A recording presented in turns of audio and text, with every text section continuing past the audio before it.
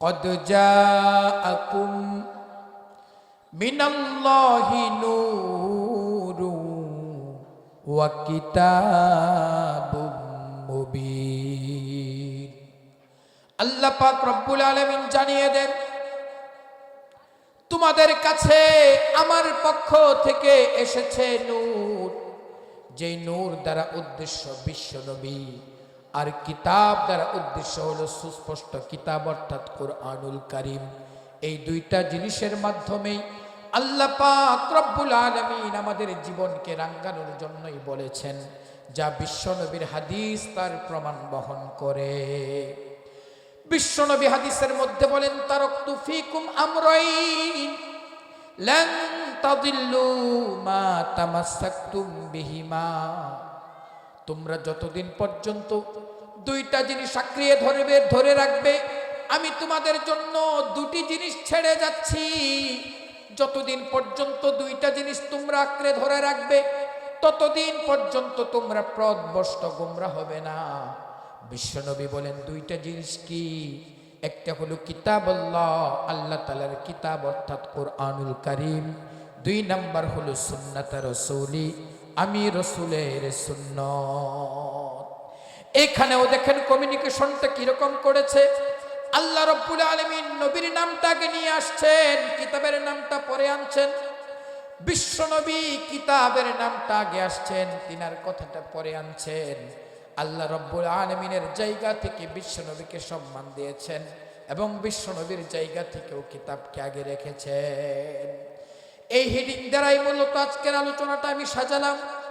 এখন বিস্তারিত আলোচনায় আসবো। কিতাব কি? কুরআন কি? কুরআন তো হলো আল্লাহ পাক রব্বুল আলামিনের কালাম, যেই কালাম পৃথিবীর মধ্যে আসাটা এত সহজ হয় নাই।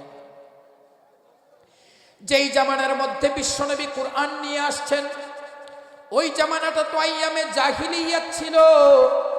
আইয়ামে জাহিলিয়াতের মধ্যে তৎকালীন সময়ে আরবি সাহিত্যের যুগ চলতেছিল। আল্লাহ পাক যখন কুরআন নাজিল করতে আরম্ভ করলেন, একের পর এক চ্যালেঞ্জের মোকাবেলা করতে হলো কুরআনকে। আল্লাহ পাকের পক্ষ থেকে তাদেরকে চ্যালেঞ্জ ছুড়ে দেওয়া হলো। যখন তারা একের পর এক বলতে লাগলো, মুহাম্মদ তো জাদুকর, এগুলো কেউ তাকে বানায় দেয়, অথবা মুহাম্মদ তো গণক, এরকম একের পর এক যখন তারা চ্যালেঞ্জ ছুড়তে আরম্ভ করলো, আল্লাহ পাক রব্বুল আলামিন বললেন, সুওয়ারিম মিথলিহি, তোমরা যদি পারো 10টি করে সূরা তোমরা এই কুরআনের সূরার মতো বানায়া দাও। চ্যালেঞ্জ ছুড়ে দিলেন তৎকালীন সময়ের কবিলাবিদের মতো ব্যক্তি, কবি হাসানের মতো ব্যক্তিদের কাছে আল্লাহ তাআলা চ্যালেঞ্জ ছুড়ে দিলেন। না না না, তারা এই চ্যালেঞ্জের মোকাবেলা একটু করতে পারেন নাই। এরপর আল্লাহ পাক যখন দেখলো না না না পারেন না, আল্লাহ রাব্বুল আলামিন বললেন, ফাতু বিসূরাতিম মিন মিথলিহি ওয়াদউ শুহাদাআকুম মিন দুনিল্লাহি ইন কুনতুম সাদিকিন। যদি তোমরা পারো এই একটা সূরা বানায় আনো কুরআনের মতো, আল্লাহ ব্যতীত তোমাদের যত শক্তি আছে সব শক্তিকে একত্রিত করো, যদি তোমরা সত্যবাদী হও। এরপরেও তারা চ্যালেঞ্জের মোকাবেলা করতে পারে নাই। এরপর সর্বশেষ সবচেয়ে ছোট্ট সূরা, সূরা কাউসার নাজিল করলেন।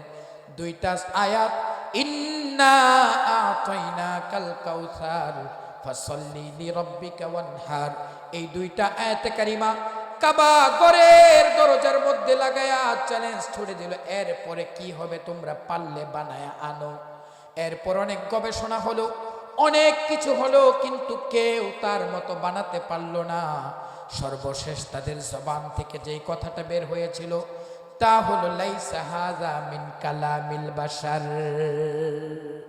এটা পৃথিবীর কোনো মানুষের রচিত কথা হতে পারে না। আমার সময় অল্প, সেই জন্য সেদিকে যাব না, একদম শর্ট করে বলার চেষ্টা করছি। যুগে যুগে কুরআনের মোকাবেলা করতে গিয়ে এরকম অনেক মানুষ এসেছে। আমরা জানি ডক্টর মরিস বুকাইলির কথা। ডক্টর মরিস বুকাইলি ফরাসি দার্শনিক ছিল, অনেক কিছু তিনি জানতেন, অনেক বিষয় নিয়ে গবেষণা করতেন। ওই ব্যক্তিটার মাথার মধ্যে বুদ্ধি আটলো, আমি ধর্ম গ্রন্থগুলোকে রিসার্চ করতে লাগবো, তিনি রিসার্চ করতে আরম্ভ করলেন, একের পর এক তাওরাত নিলেন, দেখলেন 10 বছরের আগের তাওরাতের সাথে 10 বছরের পরের তার মিল নাই। জাবর নিলেন, জাবরেরও একই অবস্থা। ইনজিল নিলেন, ইনজিলেরও একই অবস্থা। তিনি ভাবলেন হয়তো এখন কোরআনের মধ্যেও আমি কোনো ভুল খুঁজে পাবো, যে ভুলটার কারণে আমি পৃথিবীর মধ্যে শ্রেষ্ঠ ব্যক্তি হয়ে যাব। তিনি তো ফরাসি মানুষ ছিল, আরবি জানতেন না। তিনি আরবি আলিফ বা তা থেকে শুরু করে রিডিং শুরু করলেন। এরপরে অর্থগুলো, গ্রামার, ব্যাকরণিক সব কিছু শেখার পরে রিসার্চ করতে আরম্ভ করলেন। সর্বশেষ নুক্তা বাই নুক্তা, হরফ বাই হরফ, শব্দ বাই শব্দ, বাক্য বাই বাক্য সব কিছু শেষ করার পরে তিনি এই কথা বললেন, না না না, আমার ধারণা ছিল অন্যান্য ধর্মগ্রন্থের মতো কোরআনের মধ্যেও ভুল খুঁজে পাবো, কিন্তু এই কোরআনের ভুল ধরতে গিয়া আমার জীবনের ভুল সংশোধন হয়ে গেছে। সুবহানাল্লাহ। ওই ব্যক্তিটাই তিনি শেষ পর্যন্ত কিতাব লিখে এই কথা বলেছেন, পৃথিবীর মধ্যে যত ধর্মগ্রন্থ আছে এগুলো 10 বছর আগেরটার সাথে 10 বছর পরেরটার মিল নাই, কিন্তু কোরআনকে আমি রিসার্চ করতে আরম্ভ করলাম, সেই আগের থেকে 100 বছর আগের কিতাব, 100 বছর পরের কিতাবকে আমি একের সাথে এক মিলাইলাম, কিন্তু একটা নুক্তাও পর্যন্ত কোনো জেরফের খুঁজে পাই নাই। সুবহানাল্লাহ। সেই কোরআনই তো আমার আপনার সামনে আল্লাহ পাক রাখছেন। এখন তো আমরা বুঝি এই কোরআন হয়তো কেউ মারা গেলে তার জন্য আমরা খতম পড়ব আর সুন্দর করে তাকের মধ্যে সাজায় রেখে দেব, এই জন্য কোরআন আসছে। আমরা হয়তো ভাবি কোরআন হয়তো কারো জন্য খতম পড়বে, অথবা একটু একটু সকাল বিকাল তেলাওয়াত করে সুন্দর করবে, সুন্দর করে সুকাজের মধ্যে অথবা মসজিদের তাকের মধ্যে সাজায় রাইখা দিব, আর যদি ছিঁড়ে যায় অন্য কোথাও না নিয়ে মসজিদের বোঝা বাড়ি করব। অথচ কোরআনুল কারীম সে তো এইটার জন্য আসে নাই। একদম ব্যক্তি জীবন থেকে রাষ্ট্র পরিচালনার জন্য কোরআনুল কারীম আসছে। আল্লাহ পাক রব্বুল আলামিন রঙে ঢঙে অনেক কিছু জানাইয়া দিছেন। এখন জিজ্ঞাসা করো, কোরআন বুঝলাম, তুমি কেন আসছো? কোরআন প্রথমেই জানাইয়া দিবে, ওই যে চ্যালেঞ্জ করছিল ফাতু বিসূরাতিম মিন মিসলিহি, কোরআন তার জবাব দিয়ে দিছে। এরপরে যদি জিজ্ঞাসা করো, ওই কোরআন তুমি কেন আসছো? কোরআন বলবে আমি মানব জাতির হিদায়াতের জন্য আসছি। হুদাল্লিল মুত্তাকিন, হুদাল্লিন নাস। কোথাও এক জায়গায় বলেছেন হুদাল্লিল মুত্তাকিন, মুত্তাকিদের জন্য হিদায়াত। আরেক জায়গায় বলেছে হুদাল্লিন নাস, মানুষের জন্য হিদায়াত। এখন যদি জিজ্ঞাসা করো কোরআন তুমি কার জন্য আসছো, গদ্য পদ্যর জন্য আসছো কিনা, কোরআন ডাক দিয়ে বলবে ওয়াশ-শামসি ওয়া দুহাহা ওয়াল কমারি ইযা তালাহা ওয়ান নাহারি ইযা জাল্লাহা ওয়ান নাহারি ইযা ইয়াগশাহা। এরকম মিলায়া মিলায়া পড়ার জন্য কোরআন আসছে। এরপরে তুমি জিজ্ঞাসা করো, বুঝলাম এটা কোনো কবির কথা কিনা, কোরআন বলবো আমা হুয়া বিকৌলি শাইর, না না না, এটা কোনো কবির কথা না। এরপরে যদি জিজ্ঞাসা করো কোরআন তাহলে কি কোনো গণকের কথা কিনা, কোরআন বলবে ওয়ালা বিকৌলি কাহিন, এইটা কোনো কাহিনের কথা না। তাহলে কিসের কথা? এরপরে জিজ্ঞাসা করো তাহলে কি এখন তো বিজ্ঞানের যুগ চলছে, বিজ্ঞানের কথা কিনা, কোরআন বলবে লাশ-শামসি ইয়ামবাগি লাহা আন তুদরিকাল কমার ওয়ালাল লাইলু সাবিকুন নাহার। আল্লাহ পাক রব্বুল আলামিন চন্দ্রের জন্য কক্ষপথ, সূর্যের জন্য কক্ষপথ আলাদা আলাদা করে দিয়েছে। 363 দিন বলেন আর যাই বলেন না কেন, প্রতিদিন তার কক্ষপথ আলাদা আলাদা করে চলে। একদিন কারো ভুল করে আরেকটার সাথে গিয়ে ধাক্কা খায় না। এরপরে তুমি জিজ্ঞাসা করো, বুঝলাম এখন তো আধুনিক যুগ, আমরা বিল্ডিং বানাইতে চাই, লোহা ছাড়া তো কিছু হয় না, এই ব্যাপারটাও কি তুমি জানো নাকি? কোরআন বলবে ওয়া আনজালনাল হাদিদা ফীহি বাসুম শাদীদ। এরপরে ডাক দিয়ে বলে, বুঝলাম আমরা তো অস্ত্র আবিষ্কার করতে চাই, আমরা তো অস্ত্রের চালানা জানতে চাই, আধুনিক যুদ্ধ এখন অস্ত্র দিয়েই চলে। কোরআন বলবে ফাযরিবু ফাওকাল আনাক ওয়াযরিবু মিনহুম কুল্লা বানান। এরপরে তুমি জিজ্ঞাসা করো, বুঝলাম পরিবারের নীতি কি আছে কিনা, লাইসা আলাল আমা হারাজ ওয়ালা আলাল আরজি হারাজ। এরপরে জিজ্ঞাসা করো শিক্ষানীতি আছে কিনা। হুয়াল্লাযী বাআসা ফিল উম্মিয়িনা রাসূলাম মিনহুম। চারটা মূল নীতি নিয়ে বিশ্বনবী দুনিয়ার মধ্যে আসছিলেন। এই চারটা বিষয়, যেহেতু সময় কম আমি অল্প টাইমেই শেষ করব, এই দিকে যাওয়া যাবে না, ব্যাখ্যা করা যাবে না, তাই জন্য আমি শর্টকাট করছি।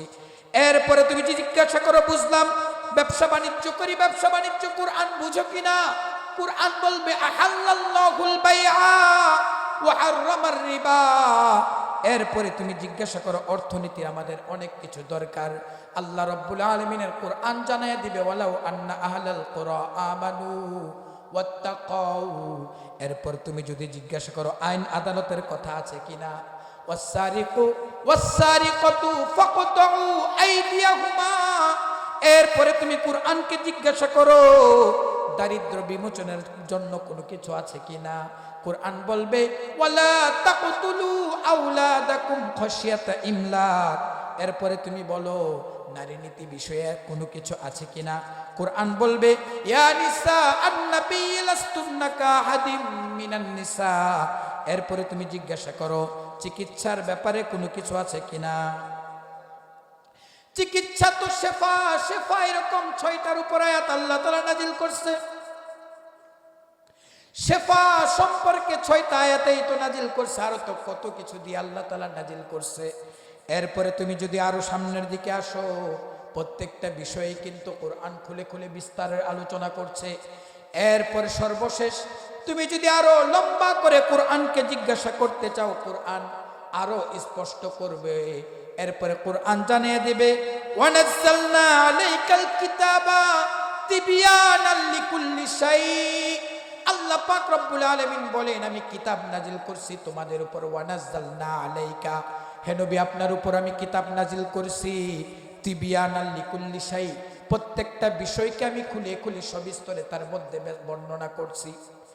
এর দ্বারা এই কথা স্পষ্ট হয় আল্লাহ পাক রব্বুল আলামিন এই কোরআনকে মানুষের নখ কাটা থেকে নিয়ে শুরু করে বাথরুম পর্যন্ত, ব্যক্তি জীবন থেকে নিয়ে শুরু করে রাষ্ট্রীয় জীবন পর্যন্ত প্রত্যেকটা বিষয়ে সমাধান দেওয়ার জন্য আল্লাহ তাআলা কোরআন নাজিল করছেন। মুহাম্মাদুর রাসূলুল্লাহকে, মুহাম্মাদুর রাসূলুল্লাহ তো ওই ব্যক্তি যার আদর্শ তুমি শিশু থেকে রাষ্ট্রপ্রধান পর্যন্ত পাবে। যেহেতু হযরত চলে আসছে, আমি অল্প কথার মধ্যে বিশ্বনবীকে এই কথাটাই বুঝিয়ে দিতে চাই। আল্লাহ পাক রব্বুল আলামিন বিশ্বনবীকে 570 খ্রিস্টাব্দে দুনিয়ার মধ্যে পাঠাইলেন এমন একটা পরিস্থিতির মধ্যে, যেই সময় আইয়ামে জাহিলিয়াত চলতেছিল। আইয়ামে জাহিলিয়াতের মধ্যে আল্লাহ পাক বিশ্বনবীকে দুনিয়ার মধ্যে পাঠাইলেন। কেউ যদি শিশু হিসাবে আদর্শ গ্রহণ করতে চাই, আমি বলবো তাকাও বিশ্বনবীর দিকে। বিশ্বনবী দুনিয়াতে এসে আসমানের দিকে আঙ্গুল তুলে তাওহীদের কথা বলেছিল। কেউ যদি এতিম হও, তাকে বলবো তাকাও, তাকায় দেখো বিশ্বনবীর এতিম অবস্থাটা কেমন ছিল। 6 বছর বয়সে এতিম হয়ে যায়, মা ইন্তেকাল করেন। আগে তো বাবা ইন্তেকাল করেন, 8 বছর বয়সে দাদা কেউ হারিয়ে ফেলে। এরপরে যদি বিশ্বনবীর দিকে তাকাও, কিশোর হিসেবে যদি আদর্শ গ্রহণ করতে চাও, আমি বলবো তাকায় দেখো বিশ্বনবীর কিশোর অবস্থা কেমন ছিল, তার ভাইয়ের সাথে দুধ ভাইয়ের সাথে কিভাবে মিলে মিলে কাজ করত। কেউ যদি যুবক হিসেবে আদর্শ গ্রহণ করতে চাও, আমি বলবো তাকায় দেখো হিলফুল ফুজুল নামক সংগঠন করে বিশ্বের চলমান স্রোতধারাকে বিশ্বনবী ঘোরায় দিছিল। আমি বলবো তুমি যদি তাকাও ব্যবসায়ী হিসাবে, বিশ্বনবীর ব্যবসায়ী অবস্থা কেমন ছিল। আমি বলবো তুমি যদি তাকাও স্বামী হিসাবে, বিশ্বনবীর স্বামী হিসাবে কেমন ছিল। একজন নয়, দুইজন নয়, 9 থেকে 11 জন বা 13 জন স্ত্রীকে একসাথে রেখেছে। বিশ্বনবীর অবস্থা কেমন ছিল। কেউ যদি বলো আমি যদি সেনাপতি হিসাবে আদর্শ নিতে চাই, আমি বলবো তাকায় দেখো বিশ্বনবী সেনাপতি ছিলেন। 23 থেকে 27টি যুদ্ধের মধ্যে সেনাপতি নিজে হিসাবেই সামনে অগ্রসর হন। কেউ যদি বলো আমি পরাজিত শক্তি হিসাবে অনেক সময় আমি পরাজয় বরণ করি, আমি বলবো তাকায় দেখো বিশ্বনবীর হুদের অবস্থা কেমন ছিল। কেউ যদি বলো আমি রাষ্ট্রপ্রধান হতে চাই, আমি বলবো তাকায় দেখো বিশ্বনবী রাষ্ট্রপ্রধান হিসাবে একদিন নয়, 2 দিন নয়, মক্কা থেকে যখন মদিনায় চলে যায় 3 থেকে 3.5 কিলোমিটার জায়গা পায় মাত্র, সেইখান থেকে মাত্র 10 বছরের ব্যবধানে 10 লক্ষ 10.5 লক্ষ বর্গ মাইলের মধ্যে ইসলামের পতাকা উড্ডীন করে বিশ্বনবী সফল এক রাষ্ট্র কায়েম করে যায়, ঠিক কিনা? এই জন্যই তো আমি কুরআনুল কারীমের যে আয়াত তিলাওয়াত করেছিলাম, কদ জাআকুম মিনাল্লাহি নূর, নূর দ্বারা বিশ্বনবী কি বুঝাইছেন? কিতাবুম মুবিন, মানে সুস্পষ্ট কিতাব, যেই কিতাবটাকে পরিষ্কার করে বর্ণনা করছেন। নবীজি বলে তোমরা পথভ্রষ্ট হইবা না, তোমাদের কাছে দুইটা জিনিস ছেড়ে যাচ্ছি, রেখে যাচ্ছি, যতদিন পর্যন্ত দুইটা জিনিস আঁকড়ে ধরে রাখবে ততদিন পথভ্রষ্ট হবে না, দিন থেকে বিচ্যুত হবে না, দিন থেকে সরে যাবে না। 1 নম্বর কিতাব আল্লাহ, আল্লাহর কিতাব। 2 নম্বর সুন্নাত রাসূলি, আমি বিশ্বনবীর সুন্নত। সম্মানিত হাজিরিন, এতক্ষণ পর্যন্ত যে আলোচনা করেছিলাম কিতাবুল্লাহ, আল্লাহর কিতাব, কিতাব কি? বিশ্বনবীকে। আশা করি এতক্ষণ আমার এই আলোচনার মাধ্যমে আপনারা বুঝেছেন। আল্লাহ পাক রব্বুল আলামিন আমাদেরকে এই দুইটা জিনিস আঁকড়ে ধরে মৌত পর্যন্ত নিজেদের জীবন পরিচালনা করে মালিকের কবরে যাওয়ার তৌফিক দান করুন। সকলে বলি আল্লাহুম্মা আমিন। ওয়া আখিরু দাওয়ানা আলহামদুলিল্লাহি রাব্বিল আলামিন। আসসালামু আলাইকুম ওয়া রাহমাতুল্লাহি ওয়া বারাকাতুহু।